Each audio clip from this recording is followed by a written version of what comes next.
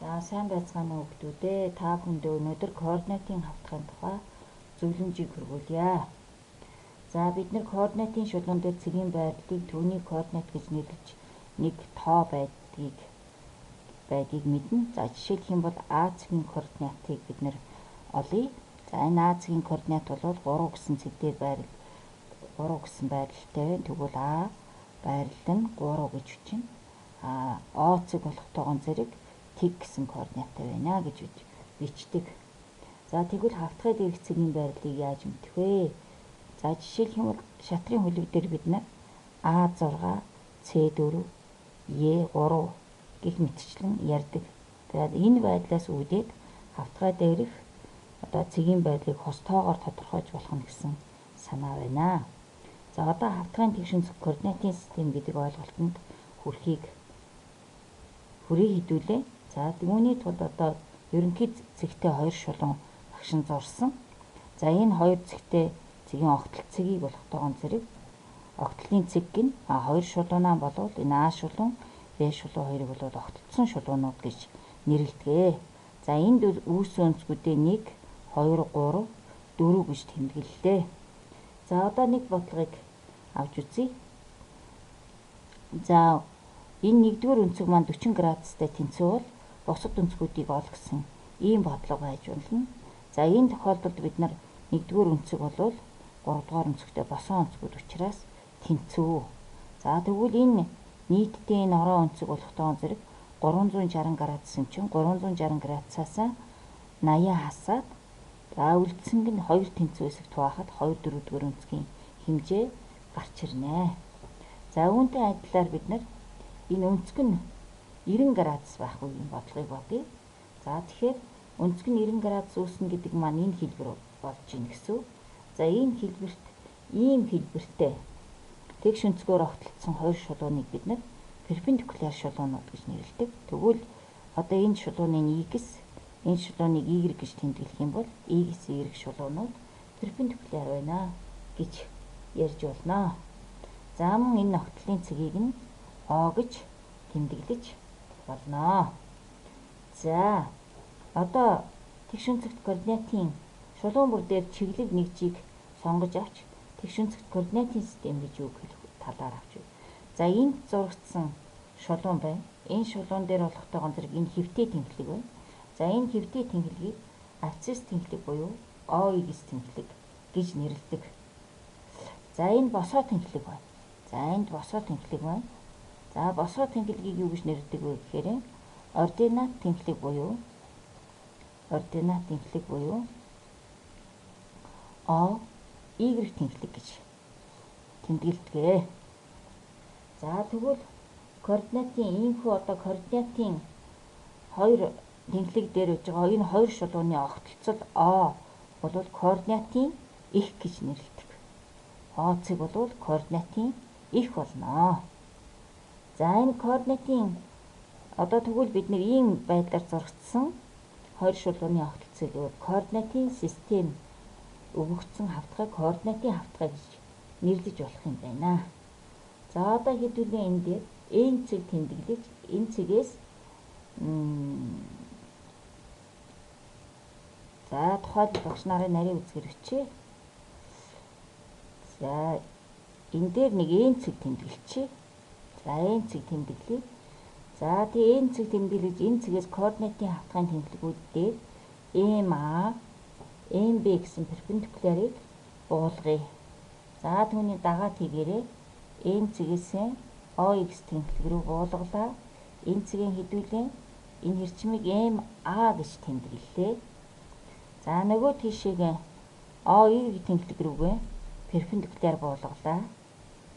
За тэгвэл энийг MA гэж тэмдэглэе. За тэгвэл OX шулуун дээрх энэ А цэгийн координатыг энэ цэгийн абсцисс гэж нэрлэдэг. Өөрөөр хэлбэл энэ цэгийн абсцисс нь хэд байна гэсэн үг? 2 байна. За OY шулуун дээрх Б цэгийн координатыг Б цэгийн координат 3 байна. Энийг энэ цэгийн ординат гэж нэрлэдэг. За сайн харагдаж байна уу хүүхдүүдээ? За багшийнхны өгсөн шулуун байна. Өгсөн шулуун дээр бид нар сайн тодруулж харах юм бол за ийм байдлаар зурагдаж байна гэсэн үг. За энэ дээр 2, энэ дээр 3 харгалзаж ирсэн. Энэ дээр бид нар энэ цэгийг авсан. Энэ цэгийн координатыг бичихтэй бид нар энэ цэгийг дайруулад перпендикуляр болгож байна. Энийг А. За энэ цэгийн дайруулад ординат тэнхлэг рүүгээ перпендикуляр болголоо. Энийг B цэг гэж нэрлэжээ. За тэгвэл А цэгийн координат нь бол абсцисс O2 тэнхлэг дээр B цэгийн координат нь 3 байна. Энэ бол ординат N цэгийн ординат гэж нэрлэдэг. Тэгвэл x абсцисстэй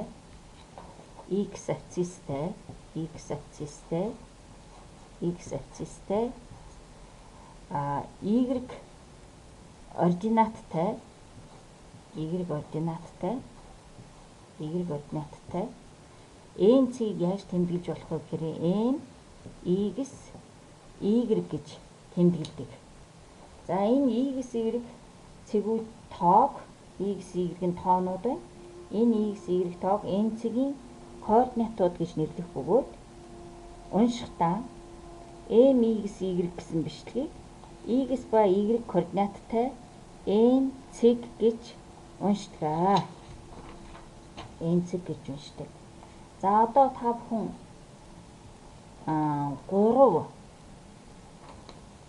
за n цэгийн координат нь 3 2 гэсэн координатыг энэ цэгийг координатын хавтгай дээр яаж тэмдэглэх вэ гэсэн асуултанд хариулж бодоорой хүүхдүүдээ.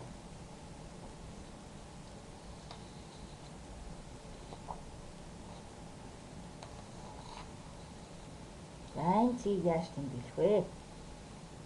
За m нь 3 2 гэсэн координаттай цэгийг координатын хавтгай дээр яаж тэмдэглэх вэ? За эхлээд координатын системийн зурна. За багшны зурчихсан байгаа. Та бүхэн дэвтэр дээрээ дагаад зураарай.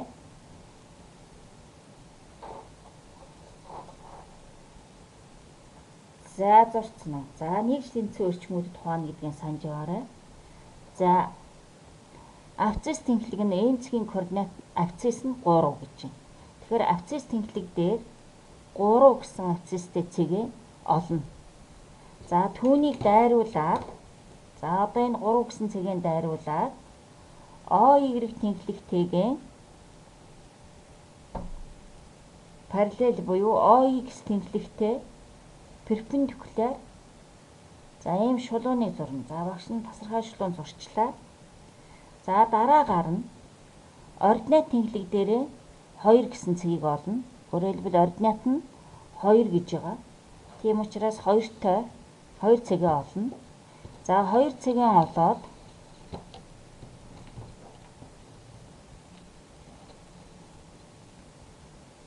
түүнийг дайруулад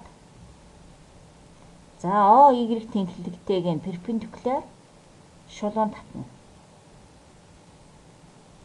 За энэ огтлын цэг нь энд гарч иржээ. За татсан огтлын цэгээ m гэж тэмдэглэчихье. За энэ нь бол бидний олох ёстой m цэг 3 2 гэсэн координаттай гэж тэмдэглэж болох нэ. За өөрөөр хэлэх юм бол бид нар тэгшин зүг координатын хавтгай дээр цэгийг яаж тэмдэглэхийг энэ бодлогоноос харж болно. За бичээд аваарай хүүхдүүдээ.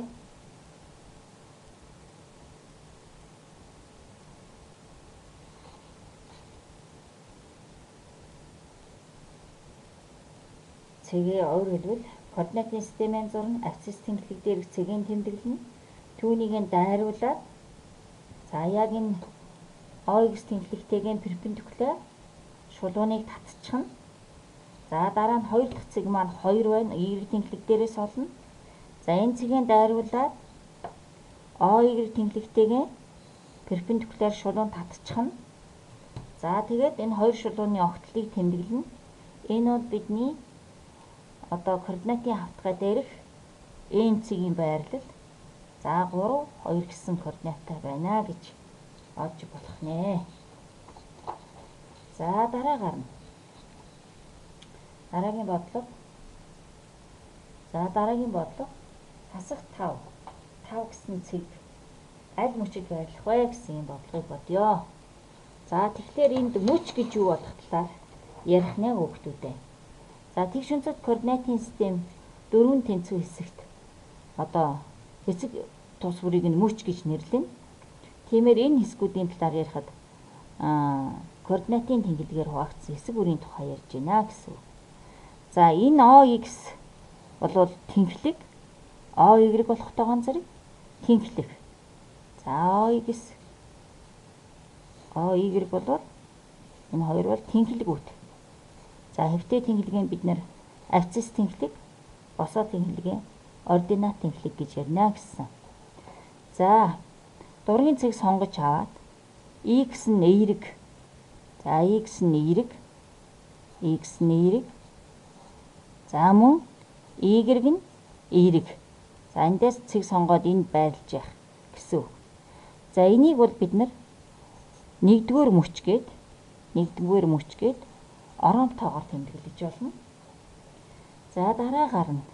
Энтэй талбарт ирэхээр x нь сөрөг. За y дээшээ явах учраас эерэг байна. За энэ мөчийг бол бид нар 2 дугаар мөч гэж нэрлэдэг. За дараа нь x-ийн утга мэдээж энд сөрөг байна. Y-ийн утга бас яхав сөрөг байх нь. За энэ мөчийг болохоор бид нар 3 дугаар мөч гэж оромт тоогоор тэмдэглэнэ. За энэ мөч дээр ирэхээр x-ийн утга бол энд 0-оос ийшээ дандаа эерэг тоонууд байна. X нь эерэг тоо байна. Харин утга нь доошоо явах нь Y-ийн утга сөрөг байх нь. За энийг бол бид нар энэ тохиолдолд 4-р мөч гэж нэрлэдэг. За тэгэхээр одоо бид нар энийг хашаад хасах 5 гэсэн координаттай цэгийг байгуулах нь. За x-ийн утга нь сөрөг тул эхлээд ийшээг нь 1, 2, 3, 4, 5 нэгж зүүн гарт тийшээ явах нь. За дараа нь Y-ийн утга нь эерэг 5 байгаа учраас Y-ийн утгыг бид нэр эндээс олно. Дээшээгээ 1, 2, 3, 4, 5. За тэгээд одоо мөн шугамаараа хасах 5-аа OX тэнхлэгтэй перпендикуляр шулуун татчих нь. За мөн 5 гэсэн утгаанд хариулаад OY тэнхлэгтэйгийн перпендикуляр шулуун татна. За энэ хоёрын огтлцол дээр бидний n цэг болвол тэгш өнцөгт координатын системийн 2 дугаар мөч дээр байрладаг байх нэ гэсэн ийм ойлголтод хүрч болно. За тэгвэл тэгш өнцөгт координатын систем нь 1, 2, 3, 4 мөчтэй байх нь. За энд x-ийн утга эерэг байна. Y-ийн утга эерэг байх ийм тохиолдолд бол 1-р мөч. За x-ийн утга нь сөрөг, Y-ийн утга нь эерэг байх тохиолдолд 2-р мөч. За хоёулаа сөрөг утга авч яхад 3-р мөч. За x нь эерэг утгатай, Y нь сөрөг утгатай байхад 4-р мөч гэж нэрлэдэг юм байна хүүхдүүдээ.